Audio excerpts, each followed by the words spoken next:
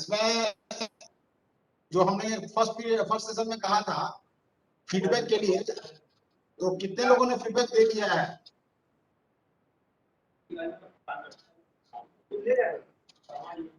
ओम प्रकाश जी, आपकी आवाज आ रही है? ओम प्रकाश जी, अपने आपको म्यूट कर दीजिए। हाँ, म्यूट करिए।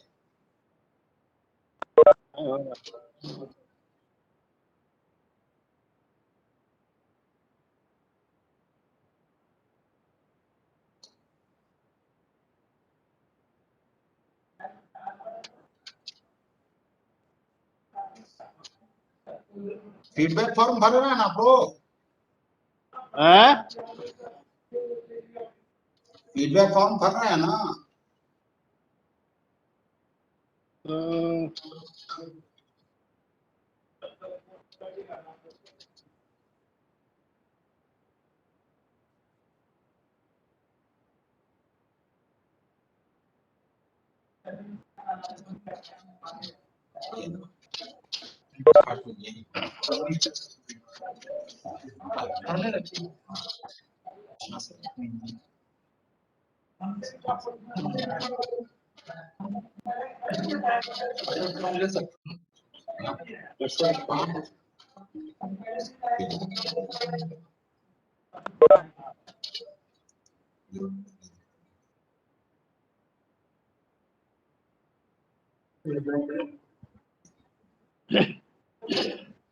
अठारह लोग आ गए हैं, एक दो लोग और बचे हुए हैं। बस देख लेते हैं, 2 मिनट और देख लेते हैं, 33 तक स्टार्ट कर देंगे।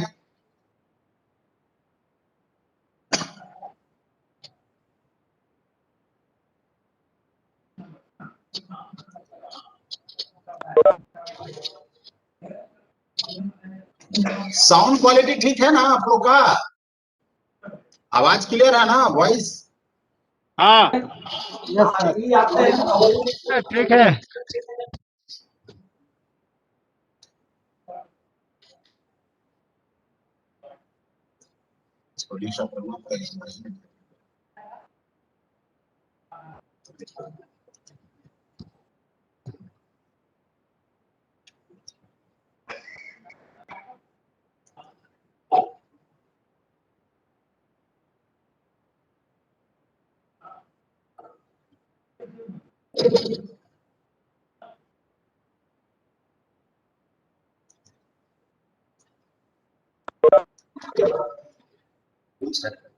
नहीं आ रही।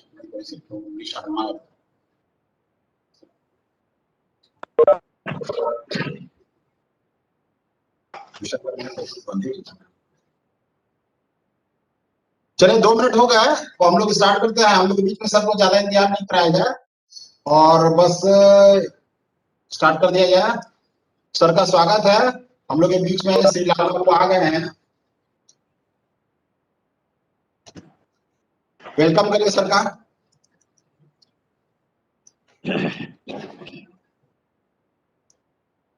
हेलो, हाँ सभी लोगों को नमस्कार। हाँ सभी लोगों को नमस्कार। नमस्कार नमस्कार सर। नमस्कार सर। नमस्कार। नमस्कार सर। नमस्कार। देखिए आज हम लोग बजट से रिलेटिव एप्रोप्रिएशन अकाउंट के बारे में आप लोग को आज हम थोड़ा बताएंगे, ठीक है।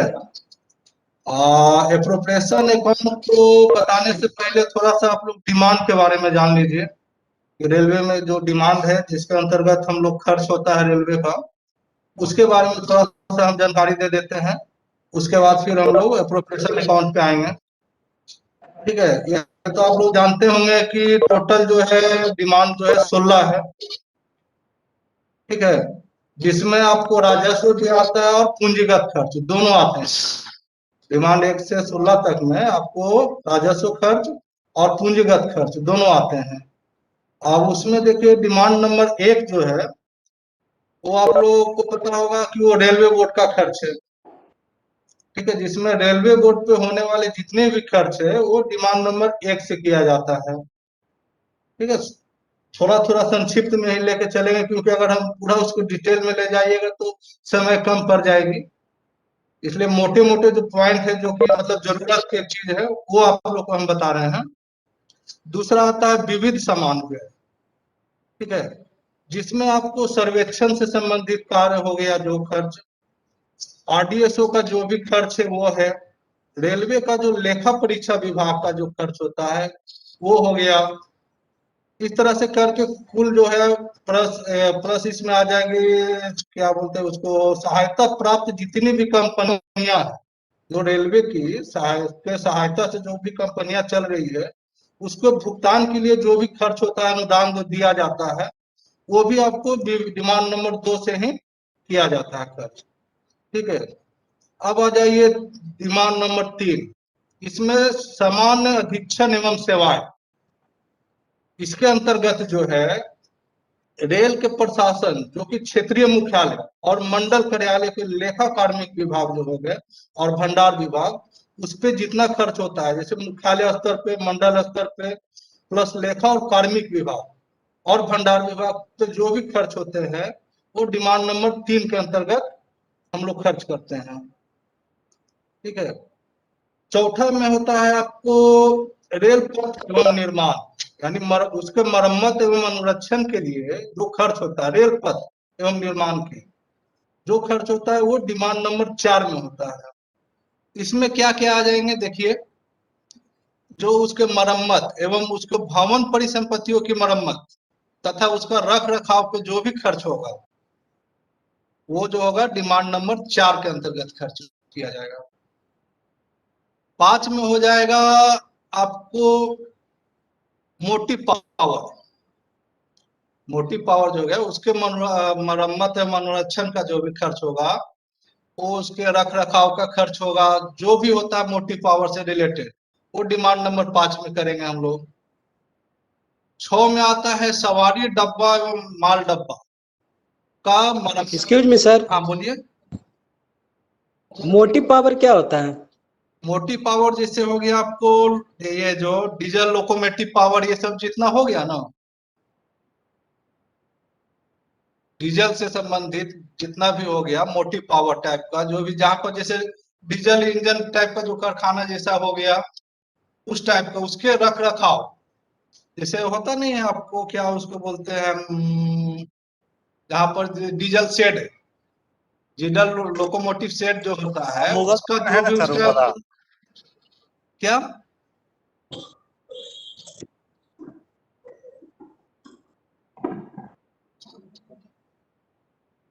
ठीक है। छठा में जो हो गया सवारी एवं माल डब्बा। रेलगाड़ी का जो सवारी डब्बा होता है और माल डब्बा जो होता है, जो हम लोग मालगाड़ी बोलते हैं या फिर ट्रेन बोलते हैं, जो भी है, उसके जो भी मरम्मत और रख रखाव का खर्च है, वो डिमांड नंबर 6 में हम लोग करेंगे। 7 में हो गया संयंत्र एवं उपस्कर, जिसमें आ जाते हैं कौन कौन से अथी है जान लीजिए।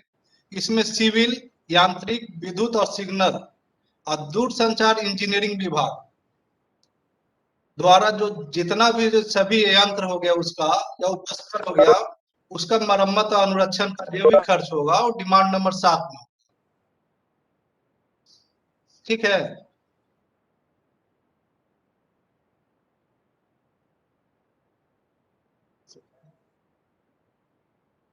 देखिए अब आ गया परिचालन व्यय। 8 में होता है परिचालन व्यय पे खर्च, जिसमें होता है चल स्टॉक, यांत्रिक, विद्युत, सिग्नल और दूरसंचार का प्रचलन खर्च, और आईआरएफसी को देव पट्टा प्रभार, ठीक है। 8 में हो गए। 9 में हो गए ये यातायात पे खर्च। परिचालन व्यय जो है यातायात पे जो खर्च होता है, जिसमें आपको ऑपरेटिंग और कमर्शियल, वाणिज्य, दोनों को छोड़कर बाकी सब पे जो भी खर्च होता है वो हो गया। नहीं नहीं नहीं, गलत बोल रहे हैं हम। यातायात जो हो गया, इसमें सिर्फ दावा संगठन को छोड़ जो क्लेम किया जाता है, क्रिमिनल क्लेम के अंतर्गत जो मांगा जाता है दावा, जैसे यातायात के अंतर्गत जो भी क्लेम किया जाता है, या फिर कमर्शियल के अंतर्गत जो क्लेम किया जाता है, उसको छोड़ के बाकी जो उस पर जो खर्च होता है वो डिमांड 9 में किया जाएगा। ईंधन खर्च, कोयला, ईंधन, बिजली आदि के जो खर्च जो है, भाड़ा, चढ़ाई उतराई प्रभार जो भी है उस पे लगने वाला बिक्री कर, उत्पादन शुल्क, आकर्षण शक्ति का जो खर्च है वो डिमांड नंबर 10 में करेंगे। डिमांड नंबर 11 में हो गया कर्मचारी कल्याण और सुविधा। कर्मचारी कल्याण और सुविधाओं पे जो भी खर्च होता है वो डिमांड नंबर 11 में होगा, जिसके अंतर्गत आएगा आपको शैक्षणिक, मतलब शैक्षणिक सेवा, चिकित्सीय सुविधा, कैंटीन की सुविधा हो गया, कर्मचारियों के कल्याण जैसे रेलवे कॉलोनी पे जो खर्च होगा या उसको उधर का कॉलोनी हो या फिर कोई आवास भी बना के दिया जाता है, रेलवे आवास जो है उस पे जो भी खर्च होगा वो डिमांड नंबर 11 के अंतर्गत हो जाएगा। 12 में हो जाएगा मिसलेनियस व्यय, जिसके अंतर्गत हो जाएगा सुरक्षा से संबंधित, कामगार का मुआवजा के अधीन जो खर्च होगा वो होगा, खोए हुए जो भी माल या क्षतिग्रस्त के लिए जो दावा किया जाता है वो खर्च इसी में आएगा। जो सब शुरू में जो आप लोग को बता रहे थे ना, जो दावा हुआ जो किया जाएगा, तो वो जो हो गया इसके अंतर्गत आ जाएगा 12 में। और इसमें कुछ अंश शीर्ष के अंतर्गत भी जो खर्च होता है वो 12 में आ जाएगा।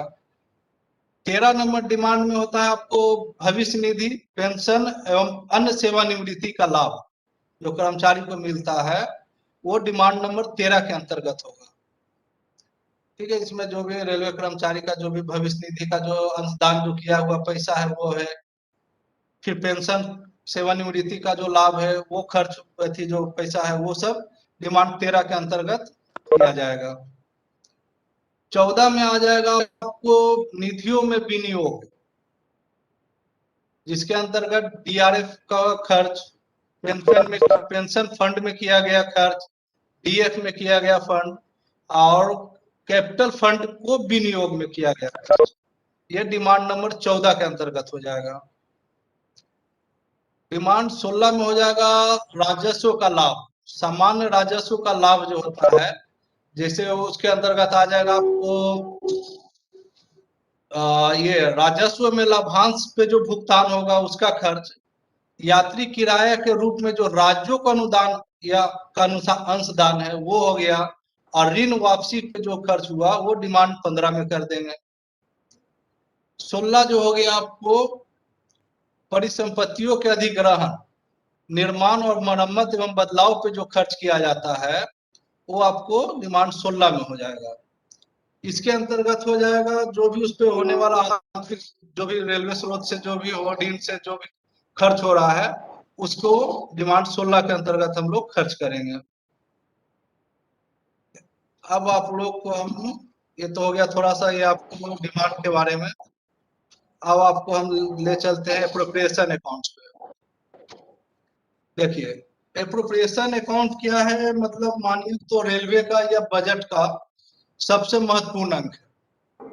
इसके अंतर्गत क्या होता है कि आपने एक वित्तीय वर्ष में क्या खर्च किया, कितना आपने मांगा, कितना आपको मिला, कितना आपने उस पर खर्च किया, ये सारा जो कैलकुलेशन जो होता है, कैलकुलेशन जो निकाला जाता है एप्रोप्रिएशन अकाउंट के अंतर्गत ही निकाला जाता है। इसको जो है कि मतलब हर चीज का एक रेलवे बोर्ड जो है जब समय इसका आता है एप्रोप्रिएशन अकाउंट जब हम लोग करते हैं वो आपको जो मार्च क्लोजिंग हो जाता है अकाउंट, जो एक वित्तीय वर्ष का अकाउंट जब बंद कर दिया जाता है उसके बाद जो है कि रेलवे बोर्ड के द्वारा हमें एक शेड्यूल भेजी जाती है, जिसमें रेलवे बोर्ड हमको एक निर्देश देता है कि हमें जो है कि जितना भी आपने खर्च किया, किस डिमांड में किया, कितना कितना आपको मिला था, कितना मांगे थे, कितना आपने खर्च किया है, उसका एक विस्तृत जो विवरण जो है एक फॉर्मेट रेलवे बोर्ड द्वारा हमें दी जाती है। उसमें हम उसको बना के रेलवे बोर्ड को जो है एक कॉपी देंगे, एक कॉपी ऑडिट को देते हैं। पहले हम लोग एडवांस कॉपी एक रेलवे बोर्ड को दे देते हैं और एक ऑडिट को भी एक उसी की एक प्रति जो है ऑडिट को दे देते हैं। अब ऑडिट क्या करती है कि उस चीज को जो है ऑडिटेड करेगी कि हाँ जी उसके पास भी डाटा, हम लोग को जो बुक सेक्शन के माध्यम से जो है उनको भी वो डाटा सब दिया जाता है। अब वो क्या होता है कि सारे डाटे को मिलाते हैं कि हाँ हमने जो रिपोर्ट दिया वो सही है या गलत है, वो बना के वो फिर अंत में अगर कहीं वो देखते हैं कि वेरिएशन आ रहा है या ये जो डाटा हम जो प्रोवाइड कर रहे हैं जैसे अकाउंट्स वो डाटा और जो उनके पास जो डाटा है उसमें अगर कहीं वेरिएशन आता है तो वो लोग उसको ऑब्जर्वेशन करेंगे और वो आपको उसका ऑब्जेक्शन लगा के आपको रिटर्न करते हैं, उस पर क्लियरेंस मांगते हैं आपसे। तो खैर ठीक है, लेकिन ये जान लीजिए एप्रोप्रिएशन अकाउंट क्या है। ये जो है फॉर्म जो है क्या है, संसद द्वारा अंतिम रूप से स्वीकृत अनुदान, ठीक है, और राष्ट्रपति द्वारा अंतिम रूप से मंजूर किए गए विनियोग से वास्तविक खर्च की तुलना करते हुए लोक लेखा समिति को प्रस्तुत किए जाते हैं, जो फॉर्म संख्या F403 फॉर्म जो है हाँ F403 में तैयार किया जाता है, उसी को हम लोग विनियोग लेखा कहते हैं। इसके बारे में जो है हमें फाइनेंस कोड में जाइएगा तो फाइनेंस कोड के भाग 1 के अध्याय 4 में पैरा 402 में मिलेगा। ये थोड़ा सा खाली एप्रोप्रिएशन अकाउंट अगर मान लिया ऑब्जेक्टिव टाइप में या कहीं पूछता है आप लोग से तो पूछ सकता है कि एप्रोप्रिएशन अकाउंट जो बनाया जाता है किस फॉर्म में बनाया जाता है, तो याद रखिएगा F403 में बनाया जाता है। अगर पूछ दे कि किस माने फाइनेंशियल कोड क्या है उसका, तो वो फाइनेंशियल कोड वॉल्यूम 1 में है अध्याय 4, ठीक है। कितने प्रति में बनता है सर? ये प्रतियां बनेगी आपको 1 2 3 3 प्रतियों में बनेगी।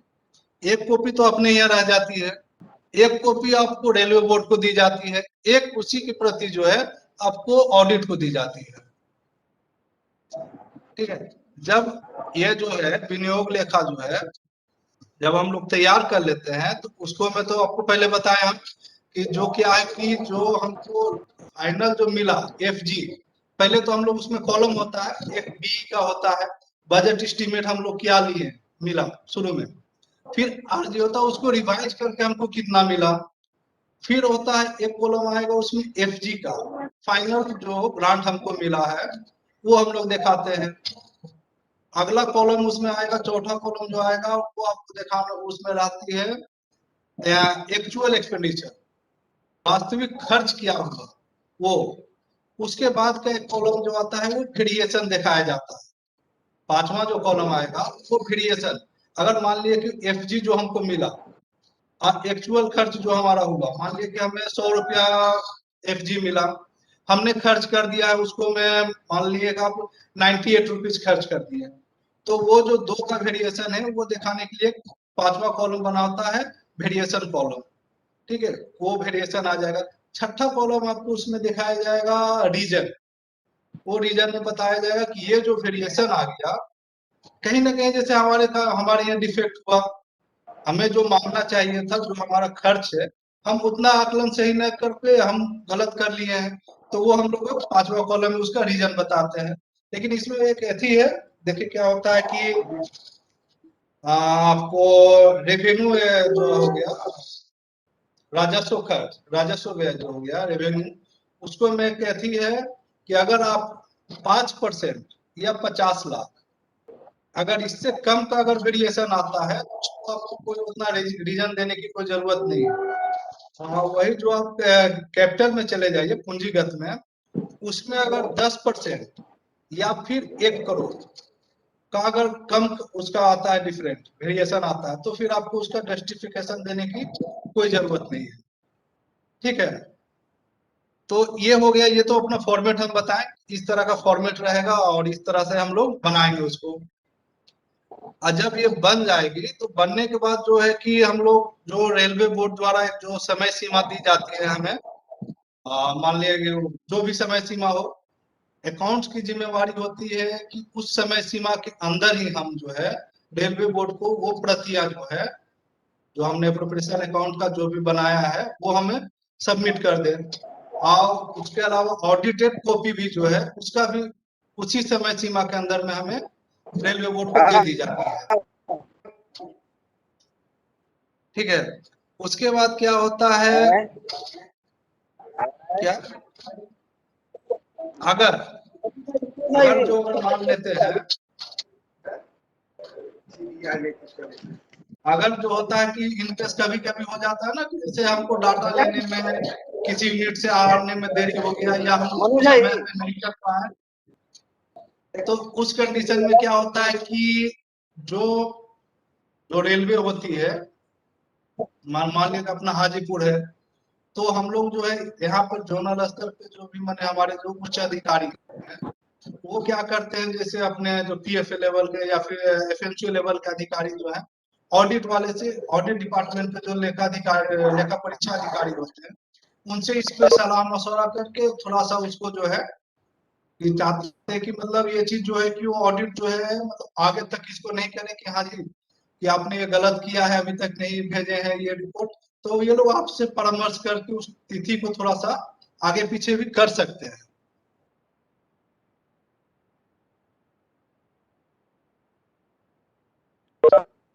ठीक है, अब देखिए इसको में जो होता है, हम लोग जो भेजते हैं कॉपी, इसको में तकरीबन जो है लगभग आपको टोटल डिमांड वाइज लेकर, स्टेटमेंट लेकर, जो नेक्चर उक्चर होता है, ये सब मिला के टोटल लगभग 37 के करीब में, 30 या 37 के करीब में टोटल स्टेटमेंट हम लोग को बनती है, जो सभी डिपार्टमेंट से लिया भी जाता है। हर यूनिट से हम लोग को उसका रिपोर्ट मांगा जाता है, मांग के हम लोग उसको बनाते हैं।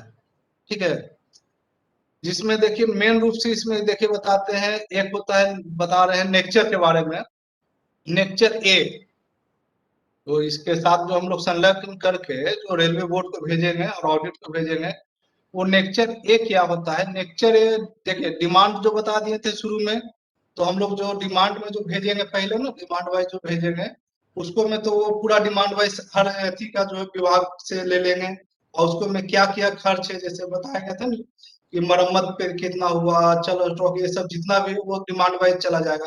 फिर नेक्चर का एक पार्ट आता है, तो नेक्चर में क्या होता है कि नेक्चर ए जो बनाएंगे उसको में क्या होगा, जो भी आपत्ति के अधीन रखे गए खर्च का विवरण देंगे। जो ऑब्जेक्शनेबल आइटम जो होता है उसके बारे में जो भी होगा खर्च, उसका विवरण हम नेक्चर ए में देंगे। नेक्चर बी में क्या दिया जाएगा, तो लेखा या लेखा परीक्षा द्वारा जो भी पकड़े गए वसूल किए गए अपभारों का विवरण दिया जाएगा। लेखा विभाग द्वारा या लेखा ऑडिट द्वारा जो भी पकड़ा गया, जो गलत खर्च वसूली का जो प्रभार जो हो गया, पकड़े गया है, जो पकड़ लिया गया है, उसका जो भी गलत हुआ उपहार का जो भी विवरण हम नेक्चर बी में देंगे। नेक्चर सी में क्या हुआ, राजस्व दावों का छूट एवं परित्याग दिखाने वाला विवरण, यह नेक्चर सी में हम लोग देंगे। जो भी राजस्व दावों का छूट है एवं परित्याग दिखाने वाले का विवरण जो है नेक्चर सी के अंतर्गत हम लोग बना के देंगे। नेक्चर डी में क्या होगा, आपको महत्वपूर्ण चालू निर्माण कार्य एवं निर्माण कार्यों पर खर्च का विवरण, जो भी अभी जो वर्क जो चल रहा है, निर्माण कार्य जो चल रहा है, उस पे जो भी खर्च हो रहा है उसका विवरण हम नेक्चर डी के अंतर्गत देते हैं। नेक्चर ई में हो गया समणिक लाइन एवं संबंधित राजस्व एवं पूंजीगत खर्च का विवरण देंगे। नेक्चर ई में जो भी सामरिक लाइनों है उससे संबंधित जो भी राजस्व और कैपिटल के अंतर्गत जो भी खर्च हो रहा है उसका विवरण हम लोग नेक्चर ई के अंतर्गत देंगे। नेक्चर एफ में देंगे चालू लेखे और विनियोग लेखे में दिखाए गए वार्षिक खर्च का समाधान विवरण। नेक्चर एफ के अंतर्गत जो भी चालू लेखा जो है और विनियोग लेखा जो भी मतलब उसको विनियोग किया गया, प्रत्यक्ष किया गया है, उस लेखे के अंतर्गत जो भी वार्षिक खर्च है का जो समाधान किया गया उसका विवरण हम लोग नेक्चर एफ में देंगे। नेक्चर जी जो हो गया वो एक ब्लॉक लेखा है जिसमें लाभ हानि का विवरण दिया जाएगा। और नेक्चर एच जो हो गया सिर्फ उसमें हानि का विवरण दिया जाएगा। ठीक है, नेक्चर आई ये जो हो गया ये बहुत ही इंपॉर्टेंट चीज है। नेक्चर आई जे के जो हम बताएंगे अभी, ये बहुत ही इंपॉर्टेंट है। नेक्चर आई में जो होता है अनियमित जो विनियोग का विवरण दिया जाएगा, जो भी रीअप्रोप्रिएशन किया गया है, अनियमित खर्च जो हुआ है उसका जो भी हम लोग विवरण दिया जाएगा वो नेक्चर आई के अंतर्गत देते हैं। ठीक है, और नेक्चर जे में जो भी हो गया महत्वपूर्ण मिथ्या वर्गीकरण का विवरण, गलत जो मिस क्लासिफिकेशन जो होती है उसका जो विवरण दिया जाएगा वो नेक्चर जे के अंतर्गत दिया जाता है। और नेक्चर के ये हो गया डिफेक्टिंग बजट। यहाँ पर ही जो है ऑडिट हमेशा वो मतलब जो हमारा जो भी बजट जो हम लोग मांगे खर्च जो शुरू में बताए थे, तो जो खर्च में जो वेरिएशन जो आ जाता है, बता रहे थे ना कि जो खर्च हम लोग किए मांगे क्या खर्च किया हुआ, उसमें विवरण मान लिया 5% वाला 10% वाला जो रेशियो बताए थे राजस्व में और पूंजीगत में, ठीक है। तो अगर 5 और 10 वाला रेशियो में है तो ठीक है, लेकिन अगर उससे ऊपर चला गया तो नेक्चर के अंतर्गत वो दिखाया जाएगा जो कि डिफेक्टिंग बजट है। इसमें जो है कि मतलब ये जो बनता है नेक्चर के, तो ये हम तो ऑडिट ही मैंने वो दिखाएगा देगा हमें कि आपने यहाँ पर डिफेक्टिव बजट आपका हुआ है, यहाँ आपने सही नहीं किया है।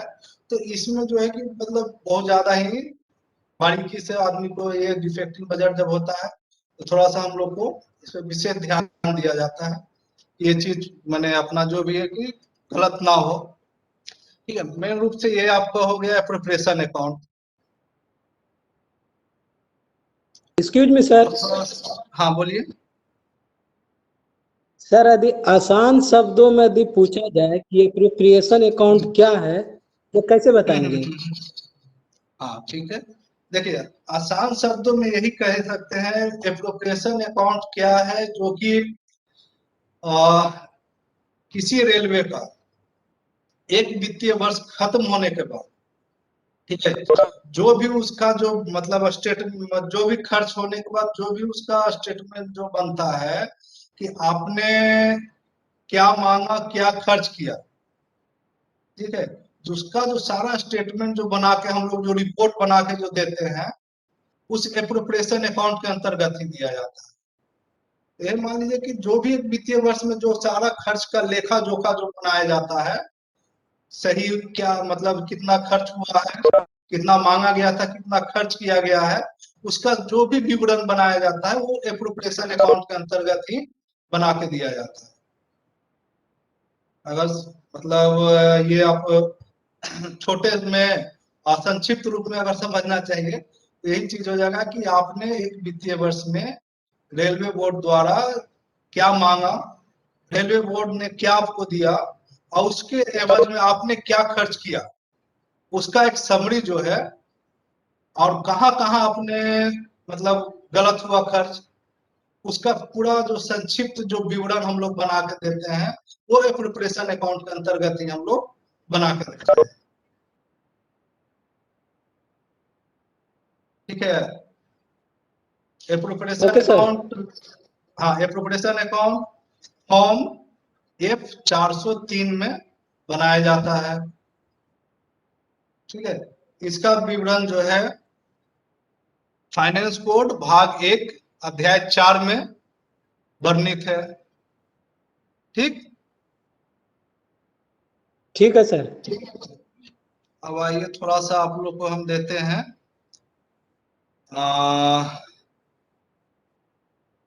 ब्लॉक लेखा, जो इसीलिए मैं बजट से ही है, थोड़ा सा अलग है। मैंने इसको हम थोड़ा प्रोफेशन में ही भी आ जाता है। ब्लॉक लेखा क्या है, ठीक है, विनियोग लेखे के साथ भेजा जाने वाला जो है प्रोफेशन अकाउंट के साथ ही एक भेजा जाने वाले सहायक विवरण लेखा है, जिसको अनुबंध यानी नेक्चर थी कहते। ब्लॉक लेखा में क्या होता है, ये आपको फाइनेंस कोड वॉल्यूम 1 के अध्याय 4 में भी है। 12 तो खैर ये सब जानिए नहीं, इतना तो 2 में हमको नहीं लगता कि ये चीज आएगा। लेकिन इसमें क्या है, रेलवे की सभी वास्तविक परिसंपत्तियों को मूल दर बताने के लिए किया जाता है। बताने के लिए जो अभिसमय समिति 1949 की सिफारिश के आधार पर ये 1 अप्रैल 1950 को जब 2 गो अलग अलग लेखा प्रतिपादन किया गया था, तो एक था ब्लॉक लेखा, सर आवाज दूसरा कम था आ रहा है रील आपका। लेखा। ठीक है, ब्लॉक लेखा में क्या होता है कि सभी वास्तविक परिसंपत्तियों का विवरण होता है। रेलवे की सभी वास्तविक परिसंपत्तियों का विवरण आपको ब्लॉक लेखा के अंतर्गत हम लोग दिखाते हैं। चाहे वो परिसंपत्तियां रेलवे निधि से सृजित हो या फिर लोन निधि से सृजित हो, ठीक है। और ये जो है फॉर्म लिख लीजिए या जान लीजिए थोड़ा सा, फॉर्म 429 में बनाया जाता है। इसमें जो है ये जब ब्लॉक लेखा हम लोग बनाते हैं तो ये जो होता है वाणिज्यिक लाइन के लिए अलग बनाएंगे और सामरिक लाइन के लिए अलग अलग हम लोग तैयार करेंगे। ब्लॉक लेखा समझ गए ना, ब्लॉक लेखा क्या है? रेलवे की जो है वास्तविक परिसंपत्तियों का विवरण जो है हम लोग, जो भी हो परिसंपत्तियां, वो चाहे आप रेल निधि से कीने खरीदा गया हो या फिर लोन निधि से खरीदा गया हो, उसी को हम लोग ब्लॉक लेखा कहते हैं। आइए जो है दो फॉर्म में बनाया जाता है, अलग अलग बनाया जाएगा। वाणिज्य के लिए अलग और सामरिक यानी कमर्शियल लाइन के लिए अलग होगा, स्ट्रेटेजिक लाइन के लिए अलग अलग तैयार किया जाएगा। दूसरा था जो ऋण लेखा, ये भी वही अभी समय समिति के सिफारिश में ही बनाया गया है।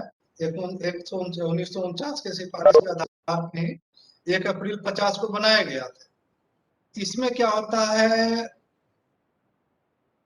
रेलवे की वैसी परिसंपत्ति जो रेलवे के पूंजी से अर्जित किया गया हो, जिसे हम लोन अकाउंट कह रहे थे, जिसे हम लोन अकाउंट भी कहते हैं, क्योंकि पूंजी में निधि समान राजस्व से भारत सरकार द्वारा लोन दिया जाता है। ये तो अब बंद हो गया, पहले पहले ये चीज था, अब ये बंद हो गया है। रेलवे द्वारा इस निधि का प्रयोग किए गए धनराशि पर समय समय पर विशेष समिति द्वारा निर्धारित दर पर लाभांश प्रतिवर्ष, अब ये नहीं दिया जाता है। पहले ये चीज था, जब बजट अपना अलग होता था, आम बजट से रेल बजट जब अलग होता था तब ये चीज होता था। अब तो अपना मर्ज हो गया है तो वो उसी के अंतर्गत हम लोग को मिल जाता है। हम लोग को जो ऋण देना होता है, जो सरकार को देना पड़ता था, वो अब नहीं देना पड़ता है, ठीक है। ये जान लीजिए आप लोग, बजट अनुपात, बजट प्रोपोर्शन क्या है? बजट जो है वो 12 महीनों से विभाजित करके कर दिया जाए। आवंटित जो बजट आपको जो मिला, बजट जो मिला उसको 12 महीने से विभाजित किया जाए तो मासिक बजट का अनुपात प्राप्त हो जाता है। और ये जो है कि मतलब एक प्रकार से जो बजट को कंट्रोल करने का एक माध्यम भी है। बजट अनुपात जो है, जो रेलवे का है वो मतलब अलग अलग या फिर जो मतलब अननेसेसरी जो खर्च हो उसको कंट्रोल करने का एक महत्वपूर्ण साधन है,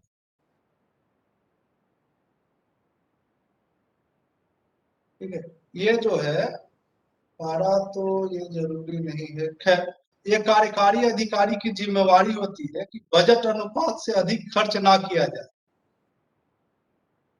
ये जो है, और अधिक खर्च अगर होता है तो उसको कारण जानने के लिए खर्च की समीक्षा की जाती है और मुख्यालय स्तर पर सक्षम अधिकारी को अवगत करा दे।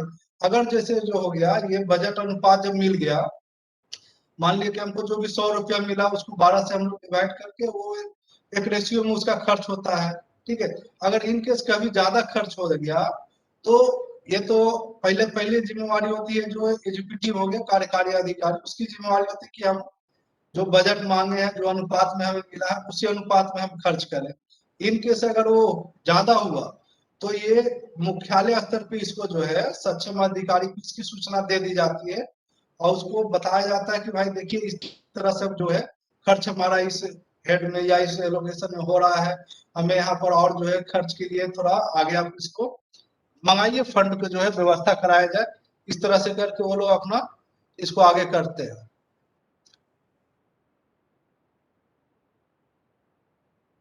और फिर जो है व्यय के नियंत्रण के लिए क्या क्या साधन है वो थोड़ा सा देख लीजिए कि क्या क्या होता है। जो एक चेकर कंट्रोल जो है हम लोग करते हैं, अभी भी होता है वो चेकर।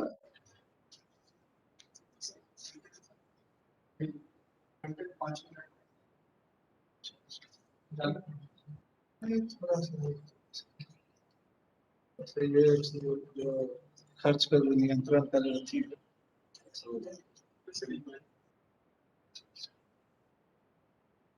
देखिए, व्यय पे नियंत्रण का जो साधन है, एक क्या है कि बजट अनुपात जो अभी बता रहे थे, उसके माध्यम से भी जो हम रेलवे में होने वाले खर्च है उस पर हम लोग कंट्रोल कर सकते हैं। फिर एक चेकर होता है राजकोष नियंत्रण, उसके अंतर्गत भी जो है कि हम लोग इस पे कंट्रोल करने, व्यय पे जो है ज्यादा खर्च ना हो अननेसेसरी, उस पे हम लोग ध्यान दे सकते हैं। तीसरा आता है आर्या, राजस्व नहीं है, आर्या नहीं है, आ, आ, राजस्व आवंटन पंजिका,